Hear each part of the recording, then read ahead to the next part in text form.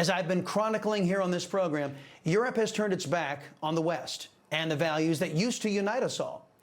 And like our domestic leftists in the Democrat Party, these Europeans think they're owed other people's money, owed a living, owed a life of luxury off the backs of an enslaved population.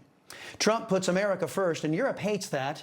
My view on geopolitics in today's preamble. Last week, socialist French President Emmanuel Macron came over to the White House thinking he would dazzle President Trump with his pseudo-intellectual left-wing persuasion. Macron wanted to convince Trump to do what almost every president after Reagan has done, sell out Americans to make up for the cultural and ideological deficiencies of Europe. Next up, Keir Starmer, you just saw in that press conference, the Prime Minister of the UK. He's in town to convince the United States to continue to throw good money after bad and keep Putin's war going.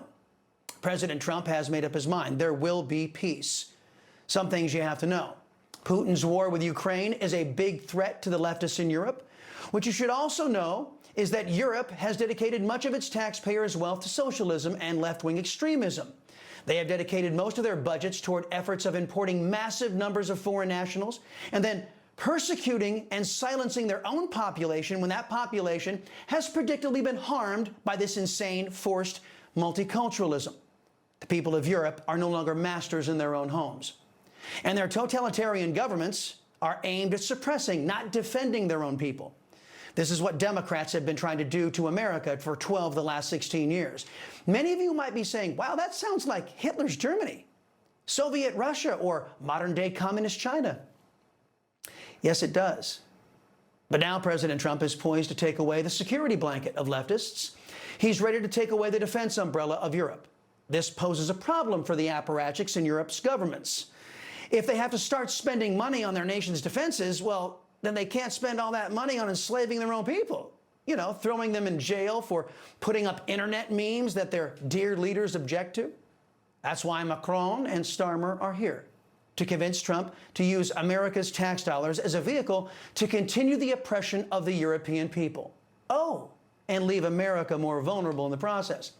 If you want a microcosm of how all of this is going to work, here's Trump's special envoy to the Middle East, Steve Witkoff. The president came into office, and lo and behold, what did he find out? That we are the majority share of the aid to Ukraine, so we're funding it, and we were funding it with no arrangement to pay it back. Alternatively, the Europeans, who were most affected by this war, were funding the minority share, and they had agreements to pay it back. So, as is typical of the president, he's very, very sensible. He said to himself, that makes no sense to me. Why would the American public, taxpayers here, be funding the majority share, not get anything back? The Europeans funding the minority share, they get everything back.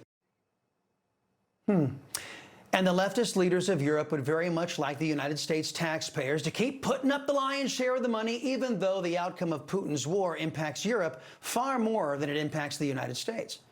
President Trump has been steadfast. He's not the socialist Europe first president. He's the America first president. President Trump nor conservatives have any wish to see Europe fall at the feet of Putin. Not that Putin's military could hope to invade and hold Europe in its current state. Reports indicated Putin's war machine had its hands full with a ragtag Ukrainian military. Add to that, it's becoming increasingly difficult to determine the greater threat to the European people, Putin's armies or European governments. So Trump will bring peace, make sure that America gets the same deal as Europe got for our generosity, and he will secure crucial mineral rights, safeguarding America's economy and national security. Remember, both Ukrainian and Taiwan, they have assets that are directly tied to the preservation of the U.S. economy and our security.